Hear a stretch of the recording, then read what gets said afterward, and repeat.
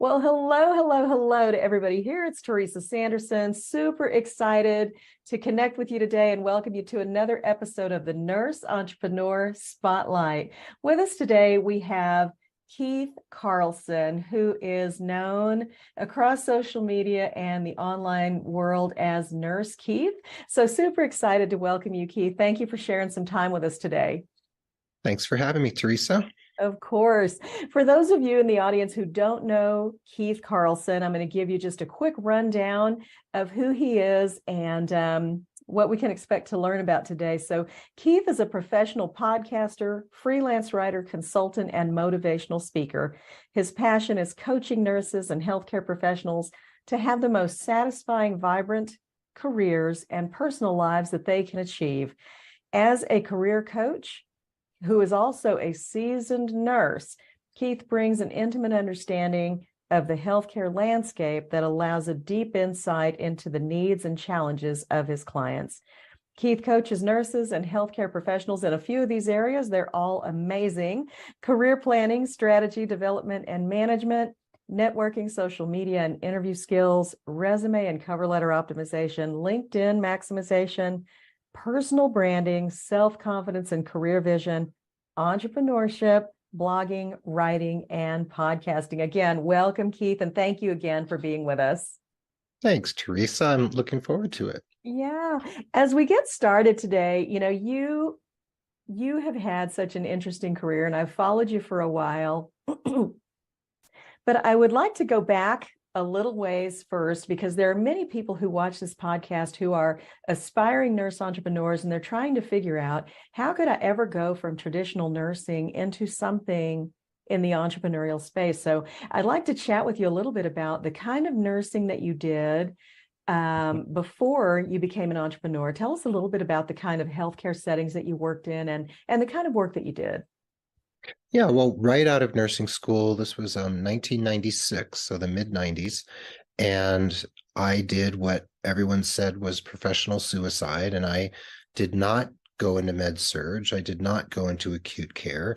I took a job at a federally qualified health center in Holyoke, Massachusetts, and really dived into working with underserved populations.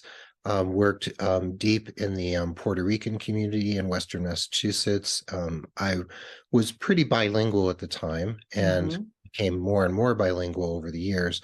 So I worked in several FQHCs, federally qualified health centers, and I did home health and hospice. And then I did some very intensive care management for this kind of cutting edge HMO. Back in the day, we worked with people with HIV, Hep C, and multiple comorbidities. So I did a lot of that kind of work with underserved populations, and eventually got into public health as well for a little while. But that was the majority of my work. The rest was home health and hospice. I love that. I love it. So it sounds like, you had people telling you this is going to be professional suicide for you if you go this direction. But already as a young graduate nurse, you were saying, I'm going to do this differently. I'm going to, I don't feel compelled to do what everybody else is doing. I'm going to take my own path and do something different. And I'm sure those experiences were very much that, working in that particular kind of setting, for sure.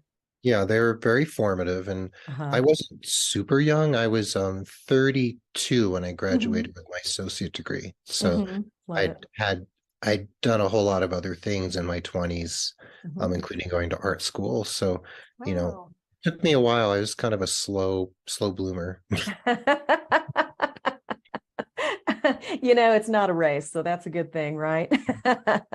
Not a race. So after, you spent your time in the federally qualified health centers and doing the case management work that you were doing, what drew you into entrepreneurship? What was the catalyst maybe that caused you to go this direction? Well, it was sort of a slow burn. In 2005, 18 years ago, I launched my blog, Digital Doorway, which is still going. It's might be the oldest nursing blog on the internet because it's 18 years old. Okay. And there was only one or two others at the time. And I was blogging just kind of for fun, but Mhm. as it developed and I started getting responses to it, I realized that when I wrote about nursing and healthcare, that there was actually a little bit of traction. And there weren't that many blogs back then. So it wasn't Right. such a crowded landscape. So that led to um, writing for money. Eventually other platforms started asking me to write for them. And eventually I realized I could actually charge money for it. And that eventually led to discovering coaching Mhm. around 2007 or so, 2008, and doing Mhm. some training, and then kind of dipping my toe into the coaching world, which was also very new. And Mhm. the board certified nurse coach designation didn't come along for another 3 or 4 years. So I was a little bit ahead of the curve and Got it. eventually became board certified. And then along the way, I started getting invited to speak at conferences, and I thought, oh, that's kind of cool. I can make money doing that. And then between the writing, the coaching, and speaking, and then a little consulting with some companies here and there, Mhm. just sort of fell together. And then Nice. podcasting came into the mix at that time as well, around 2012. So Mhm. it just sort of built on itself. So Mhm. when I first started blogging, it had nothing to do with money at all. It was Mhm. just basically for fun. And it it was just I kind of learned as I went by the seat of my pants, basically. I love that. I love that. And, there's something about being able to fly by the seat of your pants that's, I think, inherent in nursing, whether we're working in healthcare or working as entrepreneurs, right? We have Mhm. to figure it out.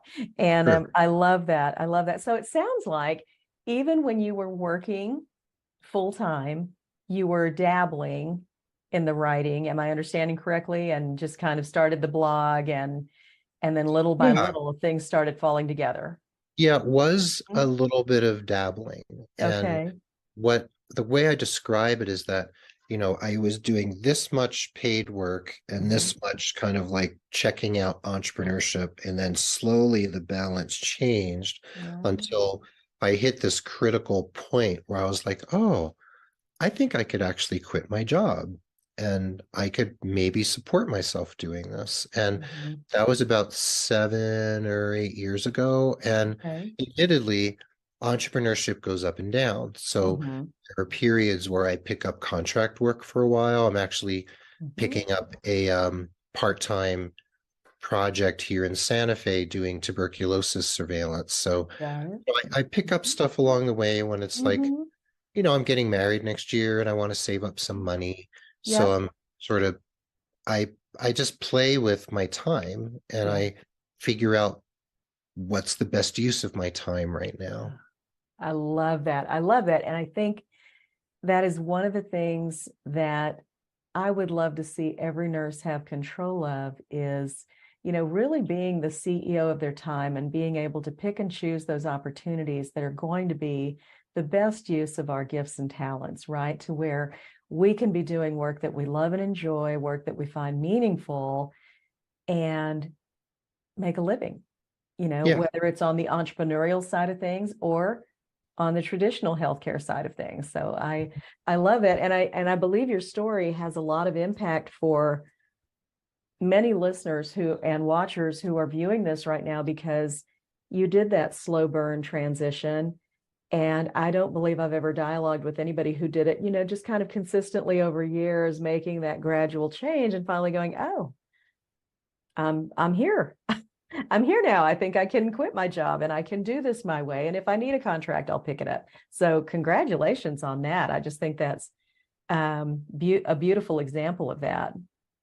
thanks. Yeah, it's a process, Yeah. it's everybody has to do it their own way and it doesn't always work in the way you think it's going to. And this is George, by the way. He's stopping by. Hello, George. George Cat. Yeah. Love that. Love that. So, how do you serve your clients now? We kind of went over some of the things that you offer, but how do you really work with your clients today? Mhm. Well, when people come to me with their various issues around life and career, we figure out what it is that their primary focus might be. So let me give some examples. So someone might come to me and say, you know what? I haven't been working the last few months, and because maybe they had COVID or maybe they had a sick family member, whatever their circumstance might be. And they say, you know what? I need to get a job within the next few months or I'm going to really be in trouble. Mm-hmm. So in that case, we do a deep dive and we focus very intently on job search. So we work on all the things that might entail finding a job, resume, Mm-hmm. interviews, networking, those sorts of things. I have clients right now who I've helped launch a podcast, and their podcast is kind of taking off right now. I So love that. I've had other clients who I've helped with writing. That's what they've wanted to work on. But the vast majority are people who are in transition in some way in their lives. Mm-hmm. And usually it's changing jobs. Sometimes it's really changing career tracks, like going from RN to advanced practice nurse Mm-hmm. or entering into entrepreneurship. So I serve them in the way they need me to. So we kind of co-create what it is they need, Mm-hmm. whether it's the nuts and bolts of finding a job, or if it's more like, I call it holistic career coaching, because almost anyone can help you with a resume, but Mm-hmm. I really like to understand the human being and what their needs and motivations are and the Mm-hmm. kind of life they're trying to create for themselves and their family. So I Mm-hmm. like to work from that particular angle. I love what you just said about holistic career coaching. And you and I are very much on the same page there, thinking about putting the right nurse in the right role and those kind of things. So very important. And what if our human resources departments were able to take that approach when new nurses came in the door? And um, oh, I just love hearing that. That's a whole other conversation, though. Mhm. But I'm so glad somebody's doing that. Congratulations on that. Thanks. Yeah, tell me, Keith, what do you love most about working for yourself? Well, like I said, I like having control of my time, Mhm. and I like being able to decide, next Wednesday, I'm not going to work. I'm going to spend the day with my fiance, or I'm going to take a day trip or something. I Mhm. like being able to manipulate my weeks. So it's not, my weeks they don't all look the same. Like, Mhm. yeah, I'm going to work 8 to 4, Monday through Friday, and then I'm going to have the weekend off. Which I'm not casting aspersions on that. That's fine. It works for a Sure. lot of people. And I did it for several decades. Mhm. But at this Mhm. point in my life, being almost 60 and wanting a certain type of lifestyle, Mhm. I like to have as much control as possible. And like I said, I'm in the midst of taking on some contract work, working with the Department of Health here in Santa Fe, but still I'm making sure that it's a situation where I don't have to report to work, 8 hours a day, Right. several days a week. I'm making sure it's a very, very flexible situation. So I Mhm. just like maintaining control Love that. and being able to just being the master of my days and weeks. And that is worth so, so much. That is one of those things you just really can't put a price on. And I'm definitely with you there. And I think for me, we chatted a little bit the other day, you and I, about, I have a history of major depression. And for me, being in the entrepreneurial space, I have found is the best way for me to be able to take care of myself because Mhm. I can schedule my days and I can make sure I get my self-care in and get my walks in and all those things. It's what they always say, you can't put a price on your health, right? And yeah, No, absolutely agree. Yeah. no, and I've been very open over the years on my podcast and elsewhere that I struggle with depression and chronic pain. Uh-huh. And, so Hmm. when you have stuff on board that that affects your functioning, you having more control and more ability to be gentle with yourself on a day when that's necessary Mhm. is that, you know, like you said, that is worth a whole lot. Oh, absolutely. Absolutely. Love that. So, now we're at the point of our interview, Keith, when I want to ask you, what is the one piece of advice that you would shout from the rooftops that you just want to be sure you could share with every aspiring nurse entrepreneur? What would that be? Ooh, okay. Well, there's several pieces. So one is that a lot of people will tell you how you should do things. You know, you should have a YouTube channel. You should do this. You should, you know, it, it's just there's a lot of that out there, and there's a lot of people out there who try to sell these formulas that, Hmm. you know, make $100,000 a year, you know, within 6 months, things like that. So Hmm. whenever anyone makes any sorts of claims like that, or they're trying to fit you into a cookie cutter mold, I would walk the other way, or maybe run the other way. Hmm. Because sure, a lot of those formulas might work in certain circumstances, but you really need to pick and choose and follow your intuition and follow your heart in terms of what's the right thing for you. I love Like, it. for instance, people back in the day were like, you've got to have a YouTube channel, you've got to do videos. And I was like, I'm Hmm. just not much of a video person. I'm an Hmm. audio person. I like doing podcasts. And I Yep. don't mean, I don't mind being interviewed like you and I are doing, but I don't want to produce my own videos. I tried that.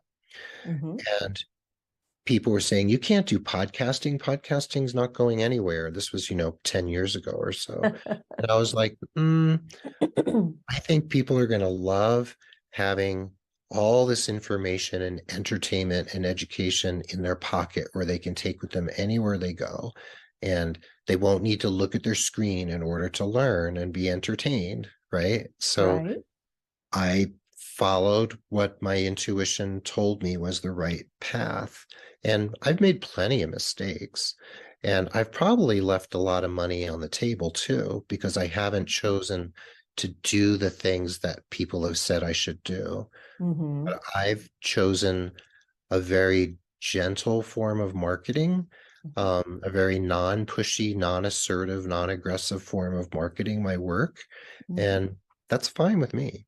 So Yeah. it really has to do with feeling good about the way you're doing things and make sure that the choices you make are aligned with your values.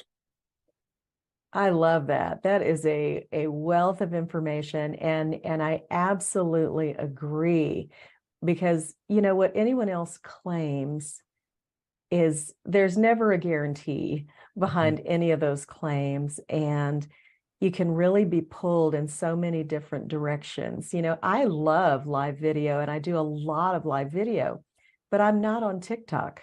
You know, Mhm. TikTok is just not really my thing. I don't feel compelled, to be over there. I have a YouTube channel. I do what I do with live video on Facebook and other social media, but I absolutely agree. You've got to be where on the platforms that make sense to you, doing the kind of work that lights you up. Otherwise, it's like any other job. I don't want to be stuck doing things I wouldn't enjoy doing.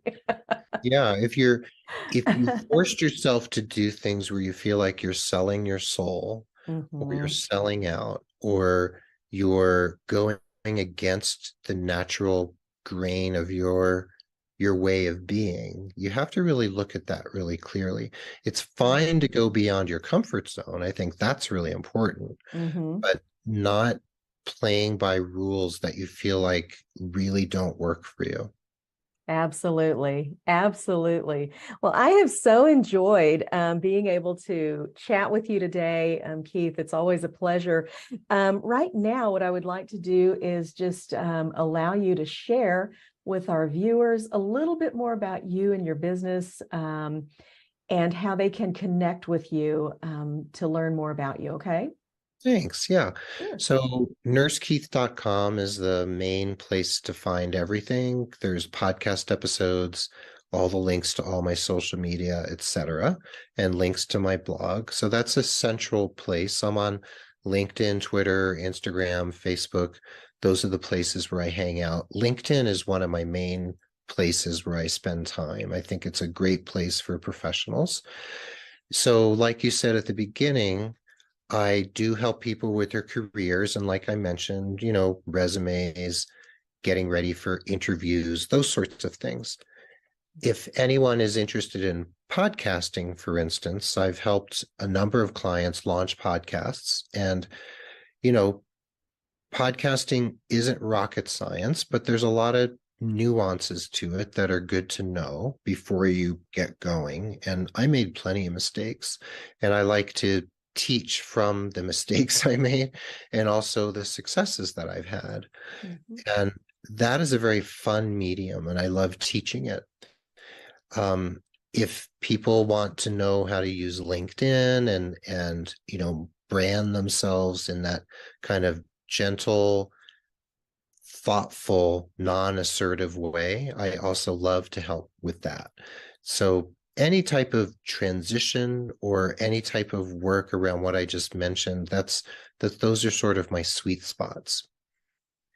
I love that. So thank you for sharing that. I just think you have a wealth of resources, Keith, to offer our viewers. And so everybody who's watching, nursekeith.com is where you're going to want to go to find all of the information on what Keith has available, from podcast episodes, I'm sure, to his courses and other offerings for coaching and things like that that he does. So again, Keith, thank you very, very much for joining me today for this episode of the Nurse Entrepreneur Spotlight. So appreciate your time. Always a wealth of information. Thank you. Thank you so much, Teresa. All right. And for everybody who's watching, I want to thank you for tuning in to the Nurse Entrepreneur Spotlight. I hope you enjoyed today's episode, and I will see you next time on the Nurse Entrepreneur Spotlight. Bye for now.